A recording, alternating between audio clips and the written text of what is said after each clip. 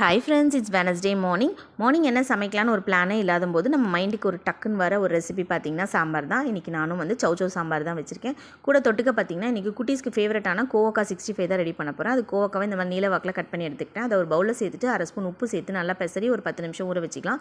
இந்த மாதிரி பண்ணும்போது எக்ஸஸ் வாட்டர் நம்மளுக்கு வெளியே வந்துச்சுன்னா கோவக்கா 65 நல்லா கிறிஸ்பியாக கிடைக்கும். இப்போ ஒரு பவுலில் 4 ஸ்பூன் கடலை மாவு, 3 ஸ்பூன் கார்ன்ஃப்ளவர், 2 ஸ்பூன் மிளகா பொடி, 1/2 ஸ்பூன் மஞ்சள் பொடி, கூடவே கொஞ்சமாக உப்பு, 1 spoon Kashmir red chilli powder, 1/2 spoon இஞ்சி பூண்டு பேஸ்ட் சேர்த்துட்டு ஒரு 1/2 லெமனும் அது கூட சேர்த்து நல்லா இந்த மாதிரி பெசரி வச்சுக்கலாம். இப்போ நம்ம ஊற வச்சுருந்த கோவக்காவை நல்லா தண்ணி இல்லாமல் பிழிஞ்செடுத்து அதுவும் அது கூட சேர்த்துட்டு நல்லா பெசரிக்கலாம். தண்ணி எதுவுமே சேர்க்க தேவையில்ல. தேவைப்பட்டால் கொஞ்சமாக தண்ணி தெளித்து பெசரி அது ஒரு 10 நிமிஷம் போல் ஊற வச்சுக்கலாம். இப்போ ஒரு வானலி வச்சு தேவையான அளவு எண்ணெய் சேர்த்து எண்ணெய் நல்லா காஞ்சோன்னே நம்ம பெசரி வச்சுருந்த கோவக்காவை கொஞ்சம் கொஞ்சமாக போட்டு மீடியம் ஃப்ளேமில் ஒரு 10 நிமிஷம் போல் புரட்டி எடுத்திங்கன்னா சூப்பரான ஒரு கோவக்கா 65 ரெடி ஆகிடும். கோவக்கா பிடிக்காதுன்னு சொல்கிறவங்க கூட கண்டிப்பாக சாப்பிடுவாங்க. ட்ரை பண்ணி பாருங்கள் ஃப்ரெண்ட்ஸ். கொஞ்சமாக மீல் மேக்கர் போட்டு ரெடி பண்ணியாச்சு. இன்றைக்கி லஞ்ச் இவ்வளோ தான். வீடியோ பிடிச்சா லைக் பண்ணி சப்ஸ்கிரைப் பண்ணி